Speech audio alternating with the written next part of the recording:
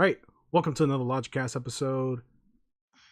I guess I'm your host. I don't really know. We never established a host, but I'm Blanka Kong. I'm joined by Mr. Esoteric. Welcome back. Huddle What's Wolf up? and Gunner Eos. No Zedekizer today, unfortunately. But today we have a very interesting topic, and this is based off an article that was published April 5th. And it talks about female representation in anime.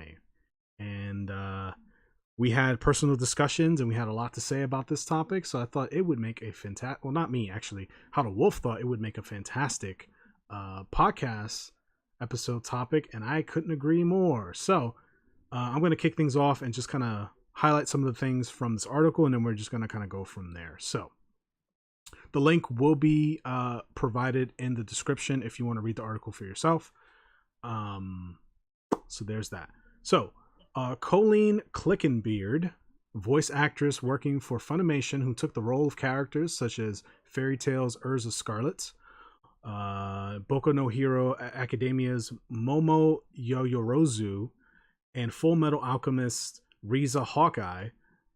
Apologies for the pronunciation. I'm not Japanese. I'm not a big anime guy, so I'm going to sound super American and pronounce some of these names. No, you're doing fine, actually. So, Yeah. just anyway. So this voice actress has played some really well-known characters. I know 2 out of the 3 that I just named. That being Urza Scarlet and Momo. Because I have seen a good amount of Fairy Tail, like the first 100 episodes, and I've seen maybe the first, I think, 3 seasons of My Hero. So I'm pretty familiar with those 2 characters, and I think those 2 characters are very cool, strong characters, in my opinion, based on what I know. Now, I know I'm going to get crucified for this one. I have not seen all of Full Metal Alchemist, so I'm not familiar with Riza Hawkeye. It's okay. I haven't seen Full Metal Alchemist at all. Really? It's definitely up you guys' alley. I think you should watch Brotherhood. I have it. So I have the DVD collection of Brotherhood. I just haven't sat and watched it yet. You should definitely watch it. But it's on my bucket list. I have the DVD collection. It was gifted to me by a former friend. So anyway, we're just gonna go through the first quote. We have a few quotes here from the article, and then we're just gonna kind of discuss what was said. First quote. This is Miss Clickenbeard here. I think in more recent years, the studios creating anime have done a better job incorporating female voices in the shonen anime and allowing shoujo series to appeal to all viewers. That should be the direction we're aiming for, I think. Not male anime or female anime, that's in quotes, but anime with different flavors for every palate. The one thing I'd like to see change even more is the treatment of female characters in all anime of all genres. I leave it to the rest of the panelists. What do you have to say about that initial statement? Who wants to go first? Okay. I'll start it off because I'm gonna have some passionate but respectful replies to this statement. I mean, it might be an understatement to say that I vehemently disagree with this quote. To say that there aren't any strong female animes in whether it's a shonen anime or a slice of life anime or whatever, it's just disingenuous in my opinion. It's just wrong. Like I just feel that it's categorically incorrect. There have been strong females in leading roles, or yes, in supporting roles, but no less important roles since I started watching anime, and I'm old, so that's like 90s, late 90s, or early 90s. Sorry, that makes me young. But like, there've been plenty of animes, and we'll talk about some of them. But just to name, you got your Sailor Moons, your Ghost in the Shells, one of my all-time favorite animes that I watch as a ritual every year. The main character is a woman. Like, so Ghost in a Shell, Sailor Moon. I mean, she voiced in Full Metal Alchemist. Full Metal Alchemist, I don't know, I haven't watched it myself, but I know enough about the characters to state that there were some strong female characters in Full Metal Alchemist. Obviously, Ed was the main, and his So brother were the main let me just characters. pop in real quick, Mhm. not to cut you off or anything, but this is relative. Now, I admit it, I didn't watch Full Metal Alchemist, but I was familiar with the other two characters cited in the article because I actually watched those two animes and I'm familiar with those two characters and their powers and their personality, whatever. Right. So I did look up Riza Hawkeye because I needed to know, and I have a quick 2-sentence synopsis of the character, and you tell me if this sounds like a weak character. Lieutenant Riza Hawkeye is an officer in the state military as well as a personal adjutant and bodyguard of Colonel Roy Mustang, sick name, a sharpshooter and a firearms specialist. Lieutenant Hawkeye is an invaluable asset to the colonel, both in office and on the battlefield, and serves as his closest and most supportive subordinate. That don't sound weak to me. That sounds pretty powerful and high ranking. Since I did watch Brotherhood, I can say in both Brotherhood and the original, because she's a character for both animes, but I felt like she was stronger in Brotherhood because Brotherhood was the stronger Full Metal Alchemist storyline, in my opinion. She was the level-headed one between her and Roy Mustang. Yeah. She was the one that actually she saved his life. I remember like 2 times in the anime. She literally saved his life. Right? Now this guy, the Roy Mustang, for context, he's an what they called an alchemist. So he uses magic pretty much to do battle with, and he's actually considered one of the most powerful characters in that anime. He snaps his fingers and he creates explosions And fire. It's insane, right? Like when you guys watch the anime, you'll see how destructive this man really is. But the only person who's ever really tamed him or kept him under control was Riza Hawkeye. Not only did she provide a physical support for him, because when he was injured, she took care of him. Much like, in the general idea of what we would expect from a female being a nurturing person, having a nurturing personality. So when he was injured, she did take care of him. On the flip side of it, she took on badass alchemists and held her own with that. And then on top of that, she was also his mental support because he went through a lot mentally in that anime. And if she wasn't there to keep him grounded, his character arc would have diverged into something that, would have been what we wouldn't expect out of that character. So her role and her design for Full Metal Alchemist was not to be Edward Elric. Her role was not to be Alphonse Elric. Her role was not to be the main character. Her role was to be the person who keeps those 2 boys' mentor and boss under control. And she did that phenomenally. Yes. So with that being said, go ahead, Esoteric, and then we can kind of we don't want this to be just about Riza Hawkeye. Yeah. Right. So no problem. But also to piggyback off of Wolf's point, she wasn't an alchemist herself. She did all of this by being completely normal and being seen as an equal in Roy Mustang's eyes. So in this particular show, she was a pivotal character. There's a couple of them within the show, and again, she's not weak. She's not a weak character by no means. Okay, and so that was my question. After Wolf's pretty detailed explanation and story points, which was I think added a lot because I didn't know that stuff to the conversation.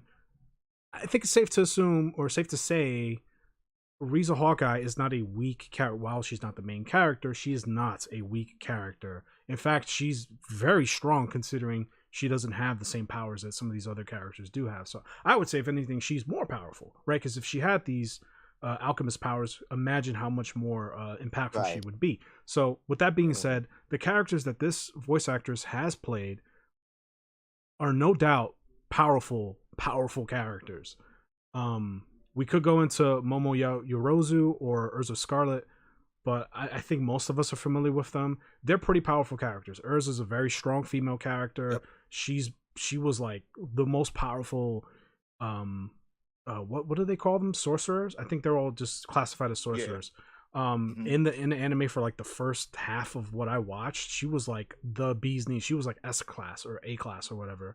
And then Momo Yaoyorozu and My Hero, while not the focal point of the show, has always been like again the cool headed, tactical, intelligent, top of her class student character who had like an amazing power. So she's not weak, dog. Like I don't know where this idea came from, but anyway, to take it back to the original quote, basically in a nutshell, do female should the lines be blurred between what is classified as air quotes male animes and female animes is basically what she's saying here. Those lines should be blurred and more females should be the focal point.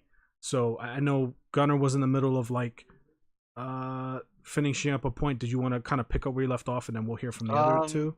Yeah, sure. But basically, out of all that, it's needless to say that even characters that she's voiced have been strong characters. So I'm not quite sure where there's notion of we need to have more strong female characters is coming from, because they've been there.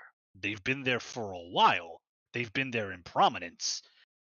And it's just like I don't know where you're coming at with this, but I gotta say it's not a good take. It's an incorrect. It's to me. It's just if you look at the evidence in front of you, again, it's just categorically false. The statement is just incorrect, pretty Fair enough. much. Fair enough. Wolf. So what I would say is, all right, I've watched more seasons of My Hero Academia, and I've watched more seasons of Fairy Tale than probably everybody else here. And I've completed Brotherhood. I can say, to give point to what she is saying, or to based on my research on what other female content creators' views are on Momo and specifically Urza, is that while these characters did start off strong in the beginning of their respective animes, ultimately they became supporting characters to the point where they can't even support. Like I give you a recent fight. I think it was in season 4 with Momo. She was paired with what's the dude that Bakugo calls icy hot? Um, Todoroki. Todoroki. Thank you, Todoroki. because I also call him Right. Icy Hot now. It's right. So she was paired with Todoroki, and to be honest, she couldn't keep up in the fight, right? But at the same time, there's another fight where while she burnt out early in the fight, so she couldn't keep up with the other contenders, it was her last move that ultimately decided the fight. So it's like, is she really, to me, I feel like there's a sense of exaggeration that's going on where they just want well, some people point of view is just they want female characters to just be outright dominating. And I don't have an issue with that, but I just feel like the story has to call for it. So if you know what kind of anime you're starting, and if you know the female character is as the main character is not a female character, then maybe you should divert or move your attention to something else. Because Mask Rider was his name. Well, who's the dude? Tuxedo Mask will Yes. never Yeah. compare power to Sailor Moon. No, not even He close. right. He does not compare in power to Sailor Moon. Especially towards Um, the end of Sailor Moon. Sailor Moon was busted as fuck. yeah. Sailor Moon is busted. The Sailor Scouts themselves were all very powerful females. I love those characters. In my personal opinion of it, I think they're beautiful designed characters. Yes, there's some sense of sexualization because they're wearing the mini skirts and blah blah blah. But at the end of the day, these are females that you do not play with. Period. Like they will own you. And Sailor Moon, the whole moon was hers to rule.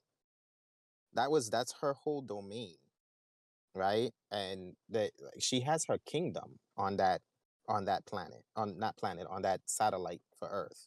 So it's like you know, the idea of it, I think, is coming from they want certain characters to be dominating in an anime that's not about them. I think that's a problem. Right. Yeah. She wasn't the Okay. main character. She is she's an important character. She is part of the overall cast, but she's not the main character. If they wanted her to be the main character, then she would have been the main character, and that anime would have been just as fine as if there was a male main character. It's just you're not the focus of this anime, but you're part of the whole. Like that goes into my issues with shonen anime. That's why I kind of stopped watching shonen anime, because power creep is the key to shonen anime. And as with power creep, we can look to DBZ and any other shonen anime, One Piece, as an example. People are gonna get left behind. It's just the nature of shonen anime. People are gonna get behind. People are gonna get more powerful, and yes, it is usually the main character. But in this case, her argument doesn't work, because if the main character, let's say if the character she voiced, Momo, was the main character, she would be the powerful one. And then the male characters, there would be a male character who would just get left by the wayside. It doesn't matter the sex of the character. That's just shonen. And just in the hero, in this case of My Hero Academia, her character's not the main character. Sorry. Yeah, but it also, to all you guys' points in regards to that, they, even though they're not number one within the anime, they are a close second. Like I actually finished, the entire fairy tale series, and Urza has remained strong from start to finish. Like she kept the main character. I believe his name was Natsu. It's been a while since I watched it, and Yeah, it's Natsu. her, yeah, and her their other companion Gray, like she kept them in check for most of the time. You know, But one and thing I would say, sorry to cut mhm. you, one thing I will say is that is factual is that um, we may not have realized it because we're enjoying the anime, but Urza character did go down from being the powerful one that would step in and correct things to being more of a comedic character by the end. So really, it just boiled it down to Natsu, Lucy, and Gray by the end of the anime. But I continue with your point because I don't completely disagree with you at all. well, I would say that, but as far as I recollect throughout the entire series, I haven't seen Urza actually lose a fight. No, I don't think she loses. I think her overall character just kind of like flatlined. So it's not like she had any more character growth or any more She plateaued. dimensions at right. It's just she Yeah. just flat. Yeah, she plateaued. Yeah, So I would have to it check that again. right. I'm not really But sure because mhm. I not that to that go part of ahead, my go ahead. research, that part of my research I did find out, which is unfortunate, but I can't disagree with it because much like Gunnar said, you know, characters get left behind. Krillin started out Right. as a Yeah. more powerful character than Goku. When in Dragon Ball, Krillin was more powerful than Goku. But what ultimately happened is a power creep. Goku found out he's not from planet Earth, he's a completely different race, and tapped into those powers. And what now? Krillin is, I mean, I think he still won because he got a waifu for a wife and he has his family and he's content, but at the end of the day, he can't keep up with a Saiyan Yeah. anymore. Yeah, He can't keep look up at with a Super Saiyan God. look at Super. Half the time, Krillin's in the background doing the typical Dragon Ball Z mouth open gag. That's his job. Like, and That's that's right. that's not That's what he because we does. hate short bald men, but that's just because Krillin just he got outclassed. We have sons that are Super Saiyans. We have grandsons. We have the original cast. Hell, even Piccolo got outclassed, and he was a villain. He was the big bad in Dragon Ball. Yeah, he was the big bad of Dragon. It's The the only nature of Dragon. shonen, and in a shonen anime like My Hero, which already had a super large cast of characters and added more. There are people that I see in screenshots because I kind of dropped out of My Hero. There are people I see in screenshots like, "Who are you?" Oh, they're from a whole different class. So now we're involving other classes in this. Come on, come on. So people are going to get left by the wayside. It's just shonen. It's just how shonen anime. I mean, One Piece has done a better job of making all the pirates, important. They all get their time to shine. They all get their power ups, even Nami. But it's just like, but One Piece is Luffy's crew has always been small, so you can give them their own episode, their own movie.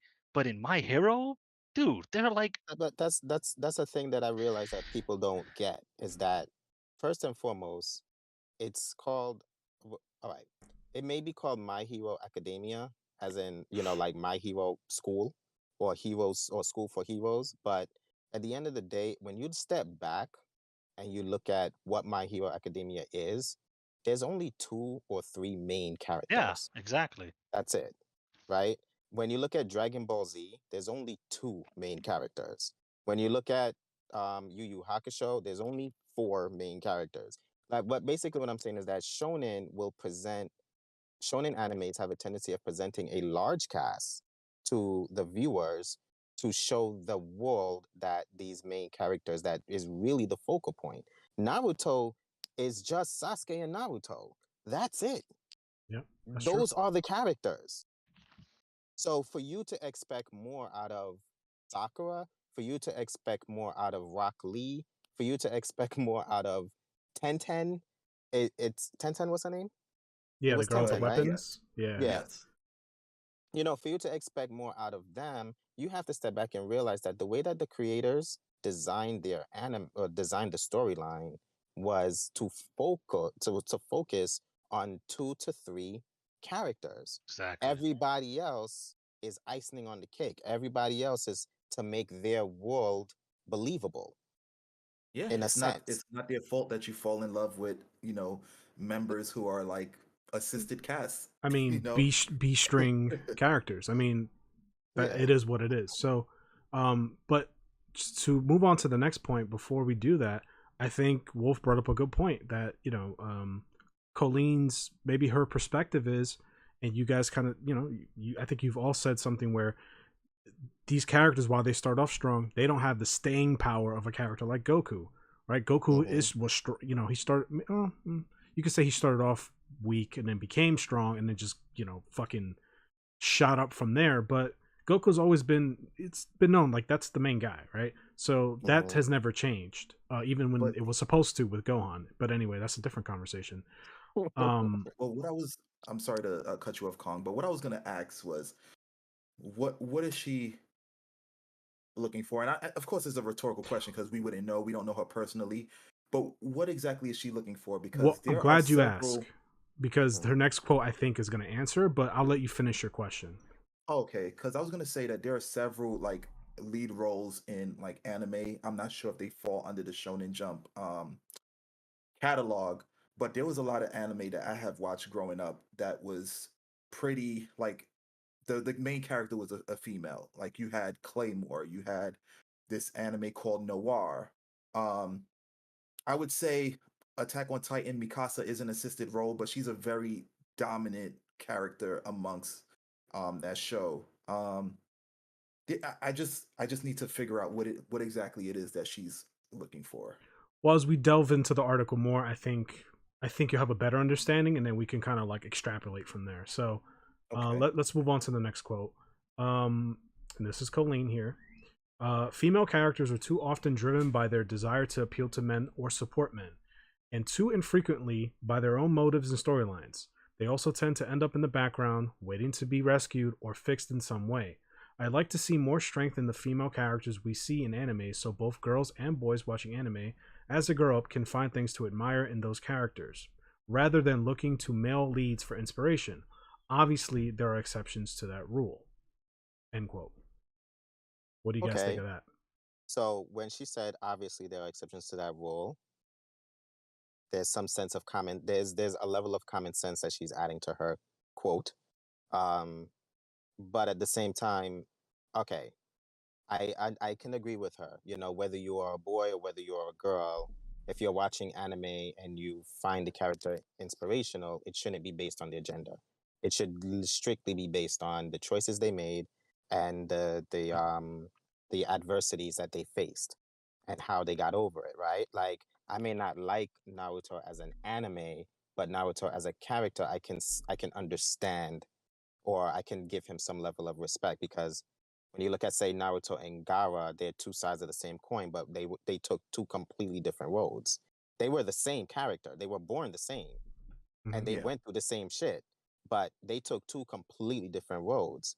And for someone who does believe in, I guess for the good, for the better, good for men, I have a lot of respect when Naruto was willing to kill Gaara to protect his village. He was willing to go a road that he normally wouldn't have gone, just to protect the very village that ostracized them. You understand what I'm saying? So it's like, I didn't look at Naruto as being a boy, so I look up to him. It was more like, this character is making choices that a good-natured spirit normally wouldn't make, but for the better of his people. So it had nothing to do with his gender. Much like, say, Ghost in the Shell, it's not one of my most favorite animes, but I love the Kusanagi in Tsunagi, yeah. Ghost in the in Ghost in the Shell. I love that woman. I have never met an anime character who's the focal point, that is that level-headed, that tactical, that strategical as Makoto Kusanagi. Like, everything that came out of that woman's, all of her line made sense. All of, and I think she was bisexual anyway. But did I? Yeah, Right? yeah. Yeah, I didn't even see that as a part of. I saw that as a part of her character, but I never used that to judge her as a character. What I judged her as a character was, when she turned invisible and she ripped a whole army tank apart, like crazy, at the expense of her own metallic body. That is just crazy to me. Like, that's insane. I put her up there with my love for Goku, or my love for um other shonen type, or strong male protagonists. I think she holds her own. But on the again, I feel like, if you're looking for more female representation in anime, then there's a lot of new animes that are coming out where females are exceptionally strong, like, say, Demon Slayer, which is an anime that I really suggest that you guys actually sit and watch. Even if it's the first arc is just the introduction, so I get they'll have annoying points, but by the second half of it, you'll come across a character named Shinobu. And what I love about Shinobu is that she admits she's not physically as strong as the male people on her team.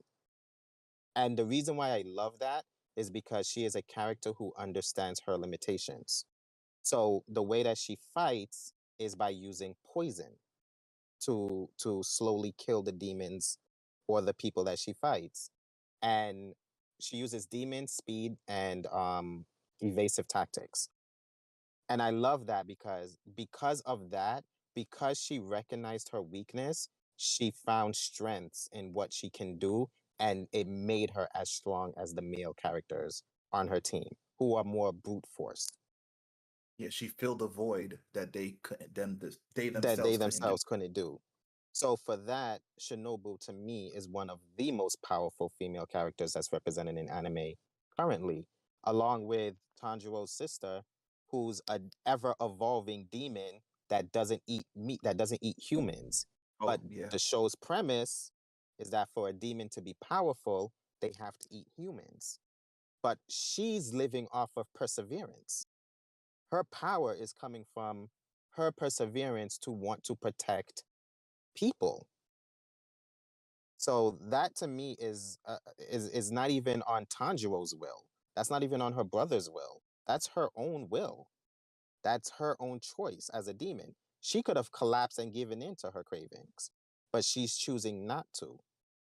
Much like Shinobu, her motive is to protect people. She's not doing it because she's in love. She doesn't have a love interest in the anime. She's not doing it to cater to some man. She's doing it because she knows, or she feels like it's the right thing to do.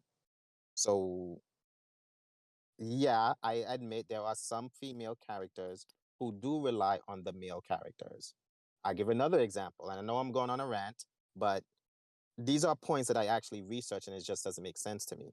Another research that, a lot of people see as a damsel in distress, but I see opposite, was Orihime in Bleach. Her character was not designed for battle. Her character, she became the focal point of one arc because she reverses time.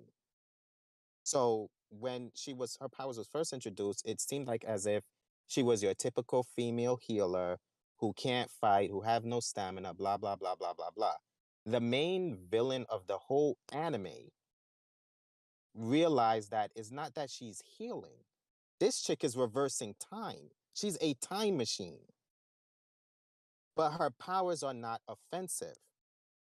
So what do you want from her? Do you want, like, how can you expect someone with defensive abilities to be offensive? How can you expect someone with defensive abilities to not need to be protected in some form or fashion? And it wasn't just Ichigo that protected her. Everybody, his whole team was protecting her. And his team consists of both male and female counterparts. So again, I don't see where female characters are being driven by love, because all female leads, to me, they're driven by, they have their motives. It's just they just happens to be in love with someone. I don't know. Yeah. No, Yeah, that makes sense. pretty much. So I'll just kind of jump in and give my perspective. Now I'll disclaimer: I'm not like an anime expert by no means. The other three guys in this conversation are way more experienced and more well versed, and obviously more well educated on very specific examples of animes and anime characters that can support their point of view. So that, with that being said, what I'm getting, and I could be wrong, and we'll dig deep into this, and I'll make this quick. Colleen sounds like she wants females to dominate the space. That's what I'm getting. And I'm not against the idea of more female representation, even though I think there are plenty of great examples of strong female characters with impactful storylines. I think that exists and has existed for a long time, but it feels like it's inching away. It's starting from a place of okay, this is a male dominated space, which it has been. I don't think anybody's disputing that, right? But it's inching away from, we want kind of like an equal playing field or equal rights, so to speak, and more, and it's starting to morph into, we want to own this space. We being, female voices and female creators and whatever. And I'm not okay with that, because now it's like, well, you're contradicting the whole like premise or movement of what you were originally doing. I guess that's how I'm looking at it, and that's where my problem stems from. I'm not against female representation. Some of my favorite, if we're talking video games, some of my favorite video game characters have female leads. In fact, the last 3 or 4 games that I streamed had female leads, and I didn't realize this until I thought about it. Kenna, Bridge of Spirits, Dino Crisis, Resident Evil 5, if you want to count that. Sheva is a main character, so it's like, I don't, but I don't look at the female or male. That doesn't matter to me. I look past that and look at the character for what they are and what they do, and then I make a judgment from that. So that's what I'm getting from it. I could be wrong. I could be overthinking it rather. But I don't know. What do you guys think? No, I don't think you're wrong. I don't think you're wrong at all.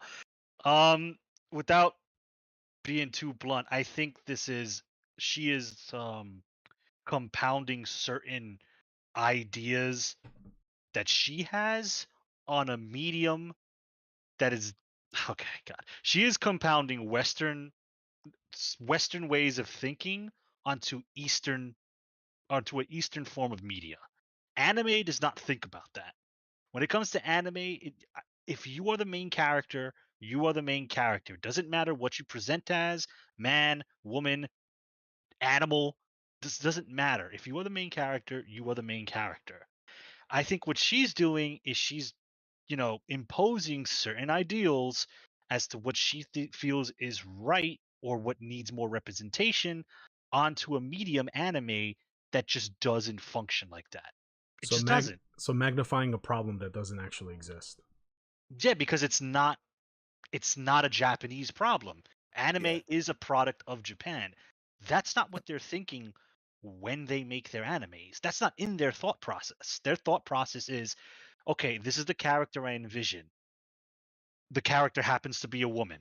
Okay, this is how the character is going to progress through the story that I have envisioned, and I will now draw this manga because most Yeah. anime is born from manga.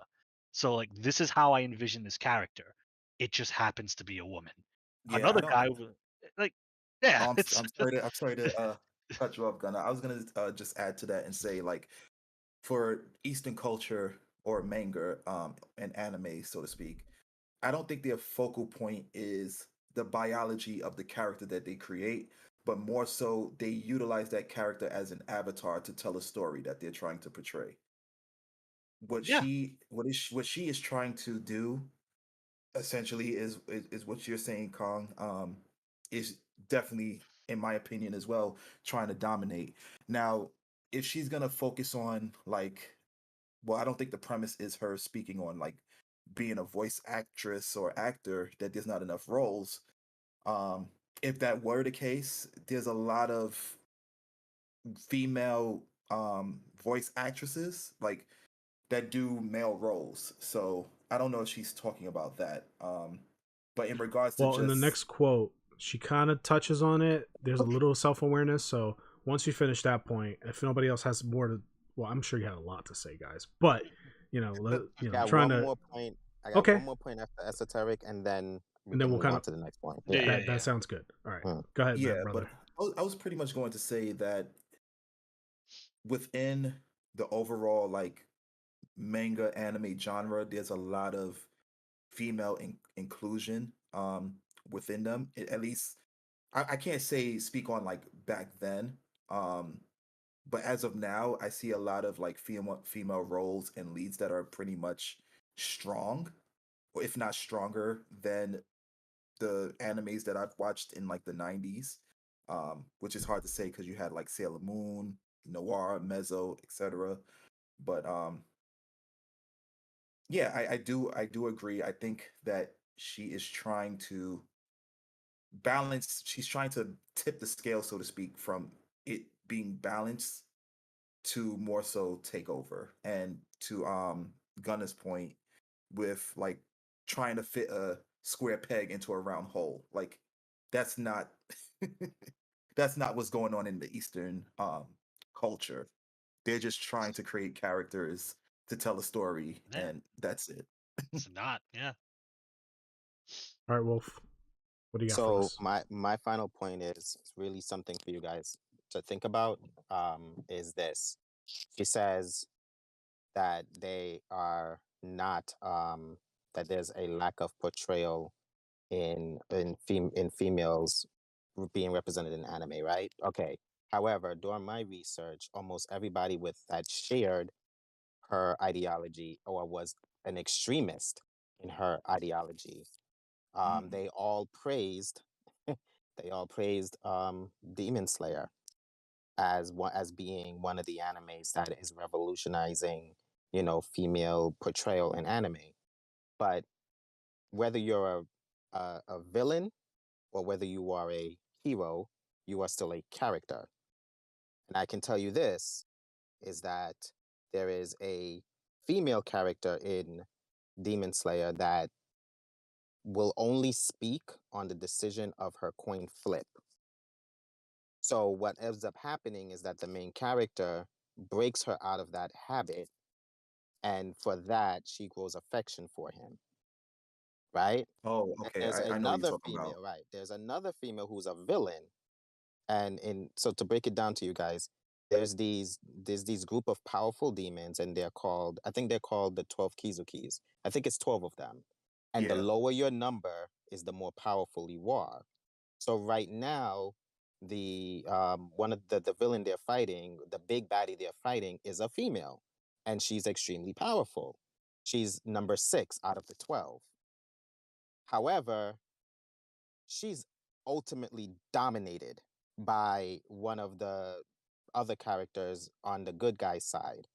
And who comes to save her is her brother that lives inside of her body. That's who comes to save her, because she would have died if her brother didn't awaken to protect her. However, that's two representations of females that rely on a male gender to protect them or to decide how their fate is going to go. But it's a woman who wrote, created, and is producing Demon Slayer. Enough said. Okay, good point. I didn't know that about Demon Slayer because I haven't watched Me Demon neither. Slayer, obviously. It's a good show. I hear good things about it. Many people have recommended it to me, but just like Full Metal Alchemist, I just haven't made the time to sit down and watch it. It takes a lot for me to like invest into a show, so that's like sense. a personal issue. That's just me. Yeah. You truly won't be disappointed if you're just going in for the action scenes, or if you're going in for the story. I believe you. The anime does both well, but I'm just saying is that, you know, like the one anime was produced by was created by a woman, and I gave you guys 4 examples of females on both sides of the spectrum. Well, you know what? I want to make a quick point on that before I go to this next quote, and that is love and love story isn't exclusive to females. There are plenty of examples of male characters chasing the affection of a female character, and love involves 2 people, right? So in a traditional relationship, it's a man and a woman, right? And you know, there are obviously other lifestyles out there. I'm not discounting that, but you know, most people, majority of the world, they think of a couple, they think of love, they think of a man and a woman, you know, being together. So that isn't love is not an exclusive emotion to female characters or females. It is just one that is, you know, amplified or more. Yeah, expressed more frequently in female characters or females in real life. So that's just a matter of just like human nature. Love is a human experience, not a female experience or a male experience. Let's just I wanted to put that out there because, you know, the last quote that I read a few minutes ago implies that, you know, female characters only, you know, pursue love. There's never a situation where they pursue power or fame or whatever, which I think that's a very disingenuous perspective to take and a statement to make, but that's just my opinion. So anyway, moving on to the next quote, and this is a short one, so we'll kind of quickly talk about this one and then move on to the next 2, which I think are a little more important. Colleen says, I think the industry has embraced the feminine voice and female leadership with open arms over the last decade or so, and I've never felt much pushback as more and more women take on roles in production or become household names in dubbing. So what? So this is why I wanted to leave this in. There's a level of self-awareness here where she realizes that, you know, there is more inclusion for female producers, female voice actresses, female whatever, right? Whatever roles, whatever jobs you want to talk about in that industry, more and more, you know, as the years pass, more and more women are getting these opportunities, which I don't think is a bad thing. My thing has always been, get the best person for the job. I don't care what they are. It doesn't matter. You know, can they produce results and can they do the job efficiently is what matters, right? So what do you guys think about that weird pivot that she made there? Well, I would say it's kind of The heavy sighs. that deep breath he took. Yeah, because it's like you're basically saying you acknowledge it, but there's a lot of pushback. Like, No. She says, I've never felt much pushback as more and more women take on roles. So that it's opposite. She doesn't feel pushback in today's, you know, system. Oh, you haven't felt much pushback. Haven't felt much pushback. Yeah. Okay. So just to be clear, I kind of misheard that. You know what? Let me gather my thoughts on that. I'll all right, Gunnar. Gunnar, you had a heavy sigh, so I want to hear what you have to say. It's like, after this article ends, it's over. Wrap it up. Let's go home, because You just outed yourself as saying, well, I haven't really experienced a problem. It's almost like there's a little bit of equality here. Okay, here it goes. There goes you admitted that there is nobody that has come to you and said, sorry, you can't voice that role because you're a woman. It's like, no, you admitted that you had never had that problem. And, and this whole conversation is hard for me because I'm one of those guys, and there are certain people who watch anime that knows I'm a purist. So I quite frankly don't care about the dubbing, American Western dubbing industry, because I watch my stuff from the source. Like, give me the I subs, can respect give me the that. Japanese voice actors, because I just want to. It's a pet peeve of mine that if a piece of media comes from another country, I watch it in that country's language. And anime is a predominantly Japanese product. I watch my anime in Japanese. So, not to discount what she does, because I know there are plenty of people. There are people here in the current room, so to speak, and people around the world who watch dub anime. That's fine. No disrespect towards that. But it's just like you shoot your own argument down when you say you don't have a problem getting work and like working in your space. And from the article, the people at Sanganku Complex who wrote the article pointed out that the studio she does a lot of work with, Clamp Studio, is a manga studio with numerous anime adaptations that solely employs women. So it's just like you do work, and you work for a studio that is ran and employs solely women and was founded in 1987. This is not a 2022 issue. This company that was founded by women and ran by women existed in 1987. Hmm. Where's the problem? I don't see a problem. Carry on with the The, work. it's not that it's not that there is an actual problem. It's that they want more of Right. that kick. It's just the extreme level of it that they're looking for, and unfortunately, it's just not the way it works because that's just not the buildup of how shonen or specific animes are. Specifically, shonen was designed to be an appeal for a young male audience. So the main character, in a way, the main character's being a male is kind of pivotal to that because that's what it was designed for. Like for instance, a basketball was designed for basketball. You're not going to use a basketball in soccer or football. You're going to use a basketball in the sport of basketball because that's what it was designed. That's what that ball was designed for. So the main characters, if you look at it in a way, the main characters are the basketball and the young boys are the players. They're using this main character to either build their confidence or build their personas or build their how they're going to go about their choices when dealing with their everyday life. Like media is a lot more in a lot is a lot deeper than some of us take it for. There's a lot of depth behind media, and that's what makes it a very powerful, dangerous tool. Is that once you put it out there and people start to feel influenced by it, it becomes something more than just you are looking to provide entertainment. So growing up, my first anime was Dragon Ball Z. Why was my first anime Dragon Ball Z? Is because growing up, being an 11-year-old boy, my group of friends were other male individuals, and they watched Dragon Ball Z, and they passed that knowledge to me, and for that, I ended up liking Dragon Ball Z because I had a group of friends with this who had that mentality that this is a great cartoon or anime.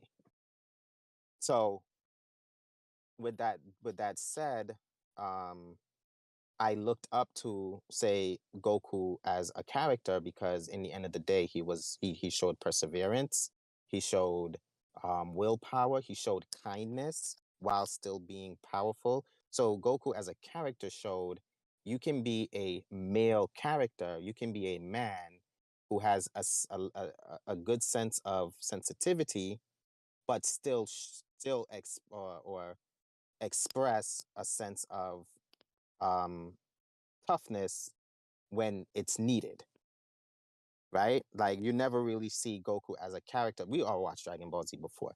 We've never seen him show any kind of male dominance to any of his female counterparts No, he never within his anime. belittled anyone. Yeah. Right. He doesn't do that.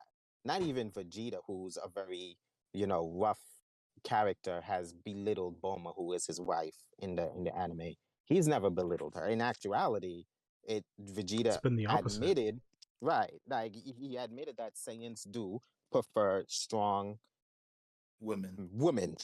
I'm gonna Yeah. put strong in quotations. Um, what he meant by strong was women who are typically hot-headed and short-tempered. Yeah, Yeah. They're feisty naturally women. drawn to them. Sure. That's Yeah. what he said. Right. So like I looked up to that, and I never really thought of it as that's like, oh, I need a little bit of Sailor Moon in my life. No, I did watch it. My brother's one of his favorite animes is Sailor Moon. It's a great anime. It's a freaking awesome anime. Like those characters are awesome, but going back to it is more like these animes are designed a certain way, much like media, whether it's Western, Eastern, Middle. Their medias are designed a certain way because they're trying to aim to different ages, different audiences, different genders, different ideals. So that also comes with the makeup of how shonen is. And I think again, there are some extremists who just want to ultimately break that mold to fit their specific criteria, even though that's not what the vast majority even wants. Exactly. Yeah.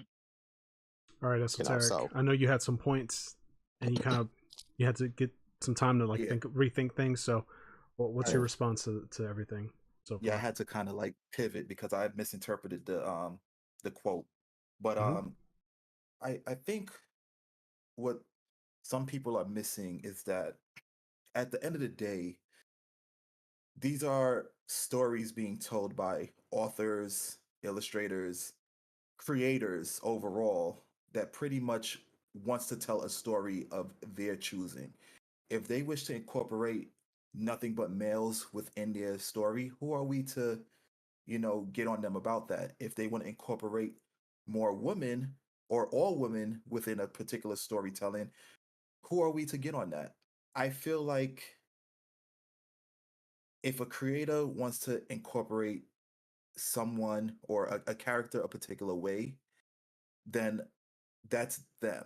It's their writing, and their focal point is not what the character. Again, as I said earlier, it's not what the character's biology is. It's what they go through. It's what they encounter, what they deal with throughout the story. Um, I think if you were to take and this is like probably the most extreme because Wolf spoke about Dragon Ball Z. I probably would have enjoyed Dragon Ball Z whether it was a male lead role, Goku, or a female lead role. Why? Because it's action packed. It's beams shooting all over the place. Power levels through the roof. Things getting blown up and shit like that. I would enjoy either way. The focus for me is more so the story and not the characters. Yes, I do gravitate to some of the characters because they have personalities behind them.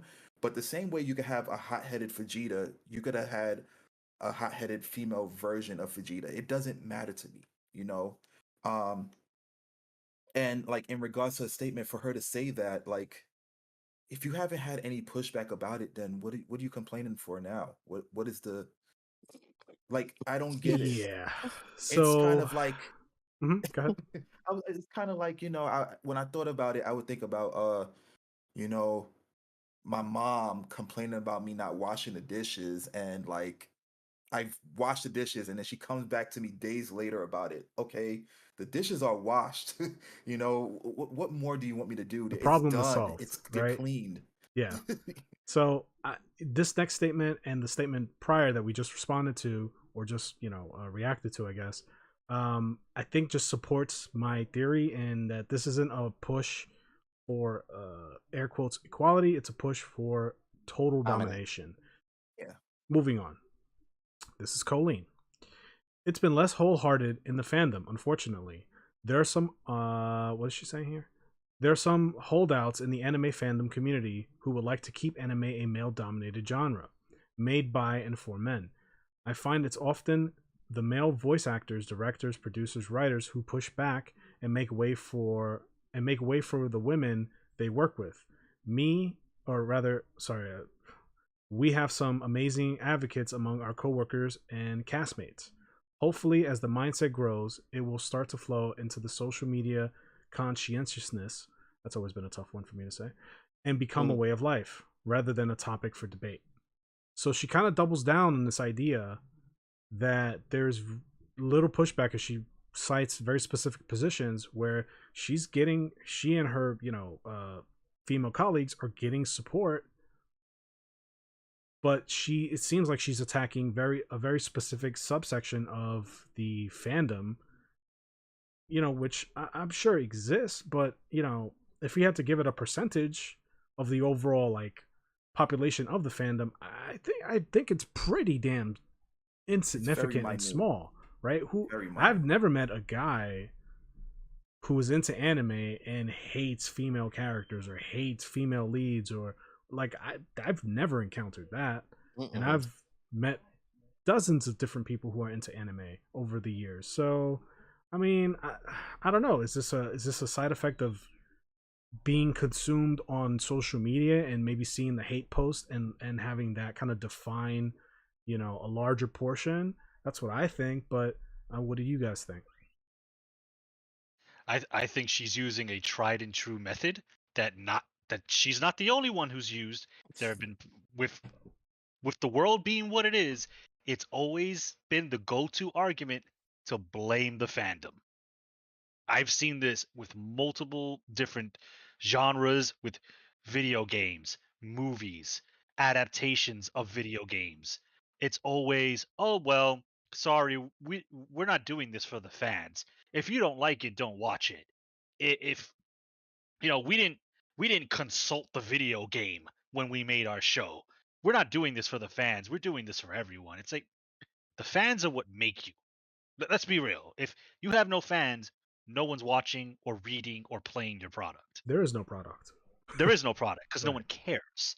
Yeah, and to Gunna's point, like if that were the case, if what she's stating were to actually portray this, like let's say the fandom was an immeasurable amount, like it was super high, then they wouldn't be writing the same stuff that they're writing. Like you wouldn't have these opportunities because if money is involved, chances are they're gonna say, well, we understand your motives, we understand what you want, but based on this isn't what going we to pay the got, bills. yeah, Look, based on what we're getting. I mean, this we can be on the other side of the spectrum. We weren't certain games to be a certain way. I mean, Pokemon, we're not getting that shit because we're the minute. We're the small fandom that thinks that, Pokemon should be a certain way or whatever. But yeah, I think that her statement kind of contradicts the money that these shows are making and mangas are making, because if they weren't look. making any money, they wouldn't do it.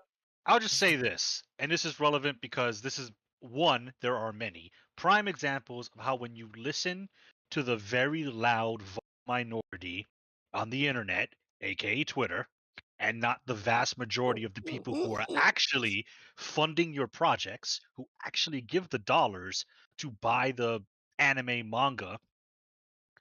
So a prime example, this is another anime who has strong women in it, Cowboy Bebop. At this Mm, point, it's a meme. Everybody probably knows the meme, but for those who don't, Netflix recently, as of the filming of this, came out with a live action adaptation of Cowboy Bebop, arguably a pillar in the anime community. This is one of those animes in the same vein as Ghost in the Shell, DBZ, Sailor Moon. Like it's a core anime. It's what Yeah. made anime big in the West. So Netflix took it upon themselves to make an anime live adaptation of Cowboy Bebop, and they listened to this vocal minority group. They changed certain characters. They changed, let's just say, what these certain characters like, and they changed the personality of characters. And what they said was, "Oh, sorry, you don't like it. You don't have to watch it." And what happened? The show's canceled. It had its After first one season. season. After one season, Netflix was like, "I'm good," and that show is dead. All you had to do was listen to your actual fandom, your core fandom, give the people what they wanted, and stop listening to these vocal minority groups, and you probably would have had a successful show. Like this, it's different, but it's still the same argument with what this individual is talking about. How it's, oh, if we just had all anime made by women, ran by women, and voiced by women, anime would be so good. It's like that's not necessarily true. Like you have to cater to the people who are actually going to give you the money. And we have seen plenty of projects who have who the powers that be have inserted their own ideas into it, and mostly all of them have failed. Like you have the track record, you have the devastation. It's like I don't. This argument is so disingenuous. It's not even funny. Well, This is a yeah. non-issue. It goes back to what you said earlier about the whole, and this is what I mean by I've said it before, whether it's on podcasts or off podcasts, is people tend to have a lack of um, understanding of others' cultures, and that Yes. goes into it. So it's like in the end of the day, you are trying to change something that's on the other side of the whole damn planet. That's based on or it's accepted on the other side of the whole planet. You're in one country trying to change all of that. On the flip, another thing too is that people who are in their feelings about things they don't get are quicker, in my opinion, at least from what I've seen, are quicker to take to Twitter or get on a Reddit post or, use the internet as a weapon to voice their disapproval, even if it's population 10 out of the many people who are actually approved of the media that's giving out. People who are approved, like I love the way anime is now. I mean, sue me, but I do. Um, but I'm not gonna go on Twitter and say I really love how anime is now. Like I don't. I'm not gonna do that. I'm not gonna waste my time with that because I'm content. So I watch the media and I move on with the rest of my life. Whereas on the opposite, if I was another type of individual whose disapproval of, oh well, they're still making Dragon Ball Z. Dragon Ball Z doesn't have any female warriors. I hate Dragon Ball Z. Yeah, I hate Dragon Ball Z too. Like negativity is is a very contagious poison that everybody then is like all it takes is one germ to start the contamination, and then it starts to spread. And because it's being spread on Twitter, Reddit, whatever, it seems like it's an opinion that needs to be heard or needs to be taken seriously. I won't even say not taken. I won't even say taken seriously. It's an opinion that is a vast majority, and it really isn't. Yeah, So it I comes off retract. as the Right. vast majority. Right. I retract my statement when I say taken seriously because there is some things in animes that do need to be fixed when addressing the female characters. I will admit that. I will not deny that.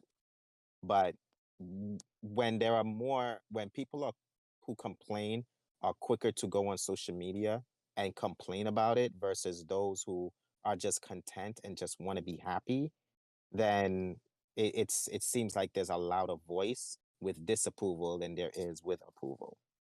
Yep. And you brought up a good point where you said, I'll just watch something and move on. Like you Hmm. are part of the majority where it's goes like, I really like Dragon Ball Z, for example. I'm gonna buy the entire Blu-ray box set of Dragon Ball, Dragon Ball Z, GT, all the whole 9 yards. I'm buying it. Hmm. But you're not going on Twitter and saying that. You're just doing it. I'm just gonna do it. You're just that is that's the audience. People like you, people like me, Kong, Esoteric, and the vast majority, that's your audience. The guys and gals who are going to go and buy your product.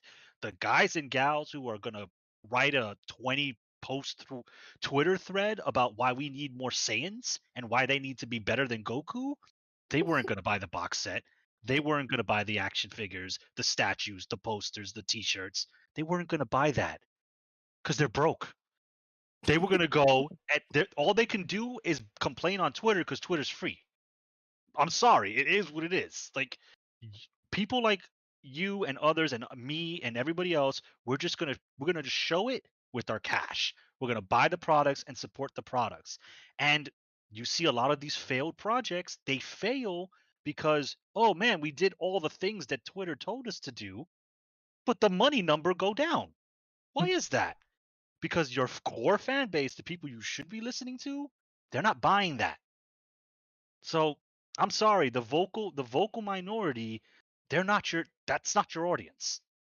No. And if you kind of put these views into anime, yeah, you're gonna have some people that let's say sail the high seas to watch your anime. And I don't think anybody wants that. All right, Esoteric, any thoughts on this last statement that you want to throw in there before I move on to the final quote? These guys pretty much summed it all up. I agree. So, all right, this is the last quote. We'll respond to this, and then I have a short list that I want to share with anyone listening to this that I think will debunk. If we haven't debunked all these ideas yet, then oof. But we got more for you. All right, so let's get into it. So, Colleen says the slowest aspect of change in the industry was in seeing women as a voice of authority, which I think is important to point. Continuing quote: the idea that women can be experts in a field and established voices of knowledge about any given topic that has taken some time, and I still see a lot of deferring to the male opinion as the definitive. Again, that's end quote. This feels like a control thing and not necessarily a representation thing. That's what I'm getting from these quotes. And she might not have. This might. I don't know. I don't know if she intended for that to be apparent in her quotes, but it's very apparent to me. So I think this is a bad look for Miss Colleen here. But what do you guys think about what she said? So is she referring to like say anime as in like the anime character themselves being a voice of authority to other characters? Or is she talking about like saying directors, producers, people who own anime dubbing She companies? doesn't explicitly point that out. We'll take the route and assume it's both. Okay. Both the fans, right. the people in charge of production, and the fictional characters that we watch or read about. It's all three. I can't honestly say anything about the actual dubbing company per se, but what I can say is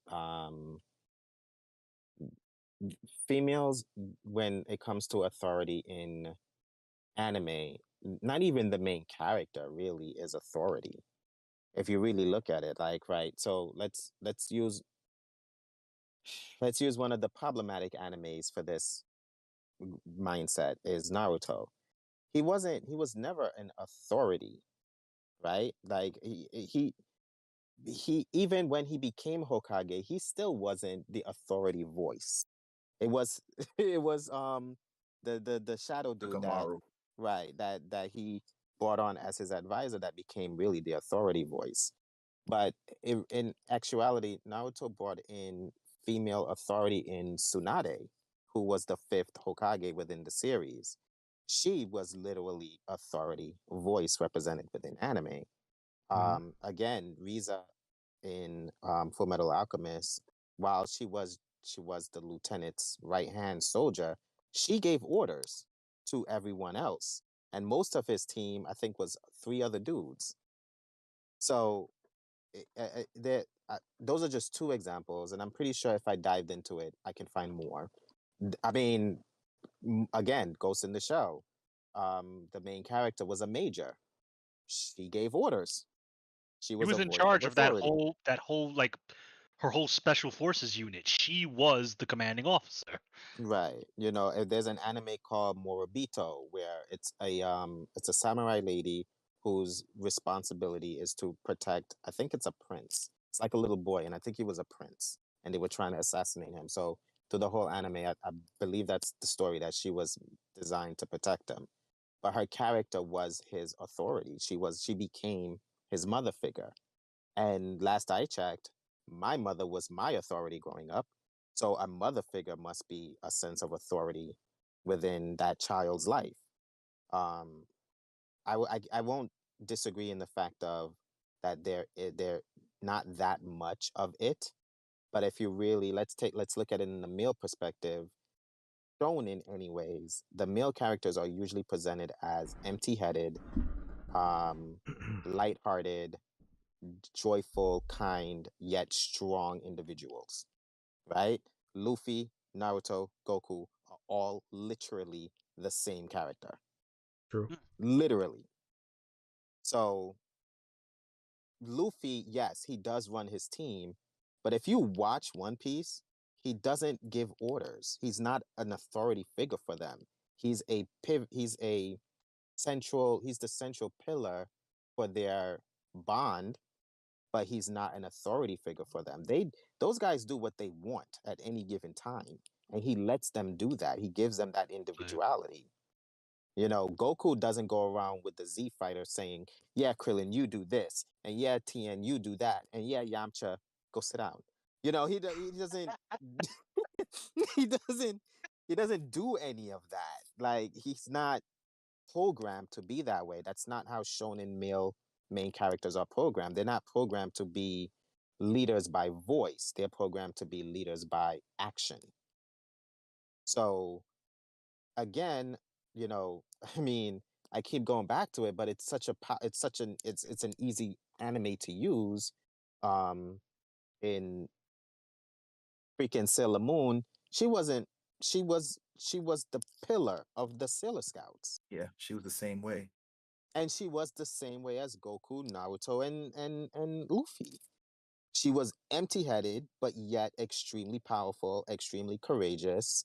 But she was also your typical teenage girl, hitting puberty, falling head over heels over the tall, perfectly framed, perfectly built mask crusader guy, who's mysterious and handsome and throws roses.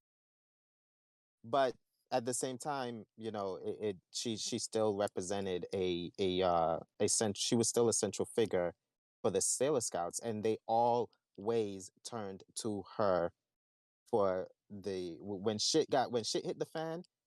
Sailor Moon was always the one to save the day, not Sailor Jupiter, not Sailor Mars, not Sailor Pluto, or whatever planet you want to use at any given moment. It was always Sailor Moon. Why? Because the fucking anime is called Sailor Moon. So who do you think is going to save the day? So Yep. it's like, I don't like, I get what she's saying, where they could be more representation in terms of, people or women in authority. Where if she's talking about anime, of course, as in anime characters, I can't disagree with that. I'm okay with that. But at the same time, shonen male characters aren't authority figures either. Deku is not an authority figure. He doesn't tell people what to do. So it's like, I definitely agree with what Kong says.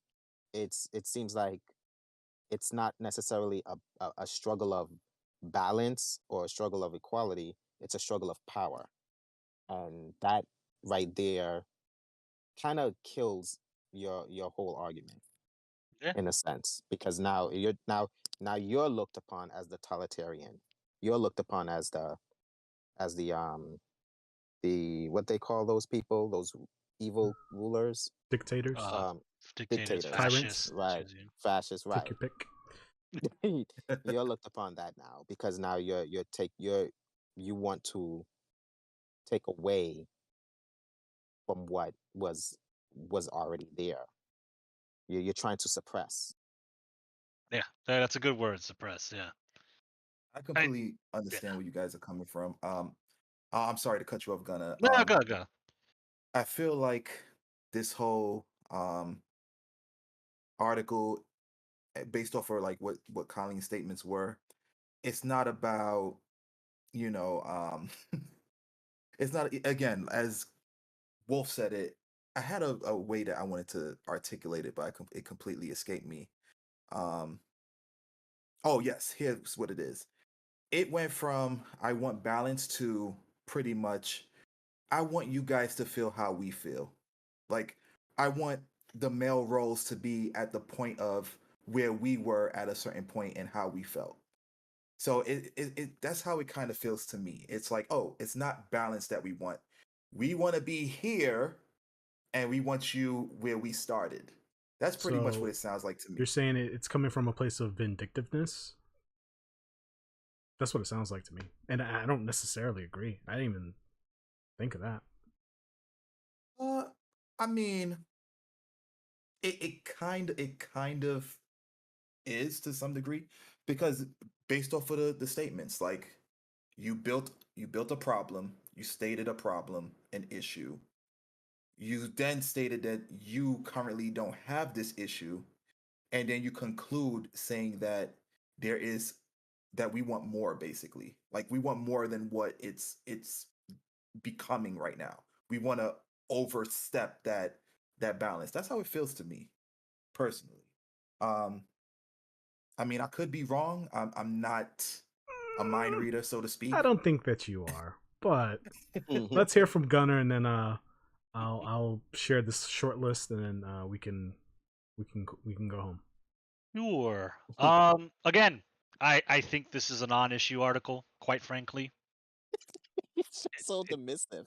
He's it so just dismissive. because like you're arguing in a field where there's been a level of equality for decades at this point. Like when it comes to media, I'm just going to speak personally. I don't care who directs it.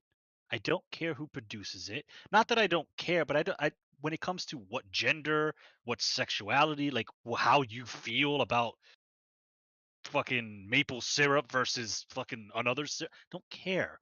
Irrelevant. Exactly, it's 100% irrelevant. Produce a good product and you'll get my patronship.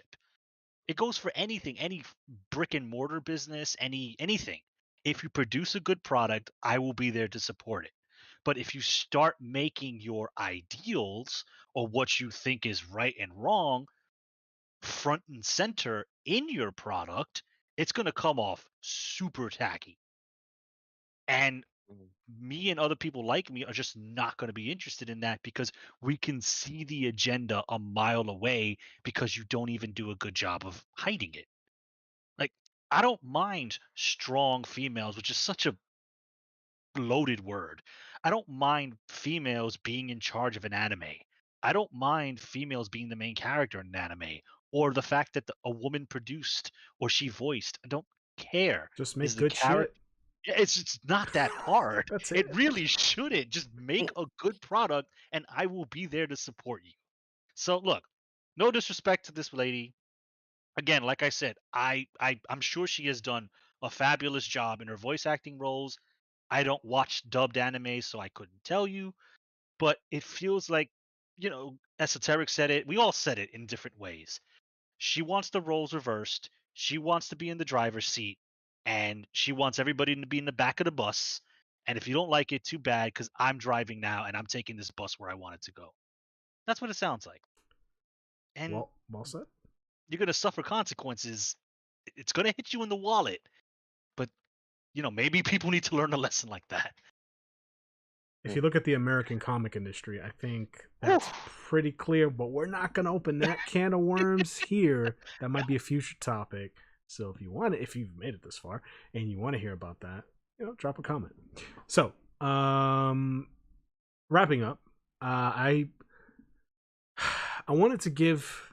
I try to give people the benefit of the doubt. Like, okay, well, this comes from somewhere, right? Like, there has to be some genuine experience, right? So, like, okay, how far back does this go, right? Like, female representation and female power characters and blah blah blah. Like, so I did a ton of research on a bunch of anime that I've never heard of. Some of them you guys mentioned, but I've never personally seen these or knew about these. And I made sure that I got stuff from as far back as 1985 till 2020 to support, you know, my position on this whole air quotes issue. So let's start from the top, right? So animes that feature strong female leads that have been rated at, you know, very highly and are well respected. Kill la Kill, 2013, average rating 8 out of 10. Land of Lustrios or Lustrious, 2017, 8 out of 10. Yona of Dawn, 2014, 8 out of 10. Claymore, which Esoteric mentioned before, Ooh, yeah. 2007, 8 out of 10. Noir, also something he mentioned, 2001, 7 out of 10. That's the average rating. Usually, you know, it ranges from 7 to like 9.2 or whatever. Black Lagoon, 2006, 8 out of 10. Decadence, 2020, 8 out of 10. Ghost in the Shell, 1995, 8.5 out of 10.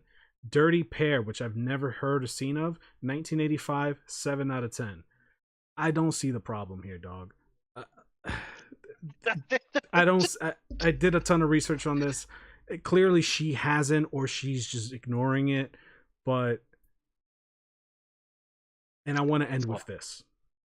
This is a quick synopsis of the last anime I mentioned, Dirty Pair, 1985. Okay, this was 35, 30, almost 40 years ago. Okay, it's older than me. Around the time anime started.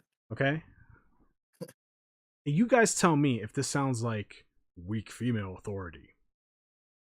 In the 22nd century, mankind may be advanced, but there are still some problems that can only be fixed by a couple of women who won't back down from a fight.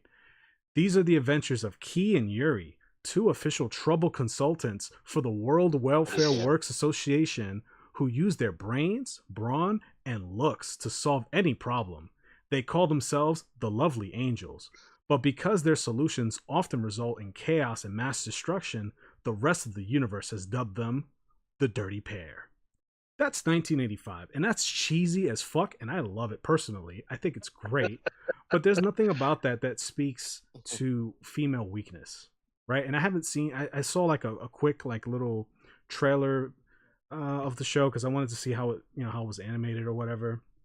And the characters are like pretty, you know, revealing or whatever, but they're fucking shit up, you know. So it's like, this was 1985. That means it was written and produced in the early 80s, right? Probably 1982, 83, 84, and came out in 1985. So, and it's highly rated, like 7 out of 10 average rating. So there are many people and places that have rated it higher than that. So I don't want to hear this. The point of all this research and this analysis and this conversation is to debunk this whole idea that women are treated subhuman or less than in this space. Now, what I'm not saying is that it doesn't exist. Yes, there are assholes out there. There are assholes in every fandom, in every community.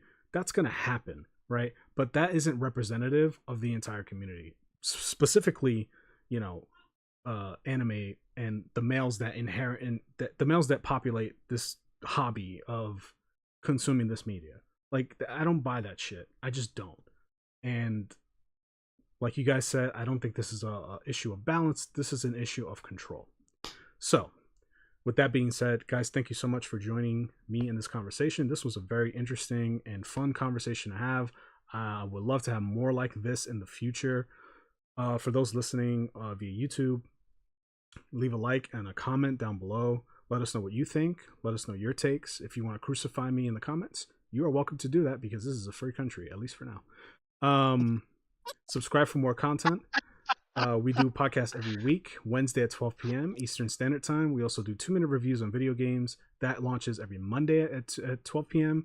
We stream on Twitch. So I stream under Blanka Kong. I play mostly retro games and indie titles. I stream usually every Sunday, but that's subject to change depending on how life treats me. Check out Mr. Esoteric. He streams on the main channel, Logical Gamers TV on Twitch. He streams every Monday, Wednesday, and Friday at 9 p.m. Eastern Standard Time. He plays mostly AAA titles like Ghost of Tsushima, Elden Ring, Horizon, etc. So check him out there. Give him a follow. Lastly, we also have social media links. So we're on Facebook, Twitter, Instagram, TikTok. We also have a Discord. All those links will be in the description down below. We'll catch you guys in the next one. Peace.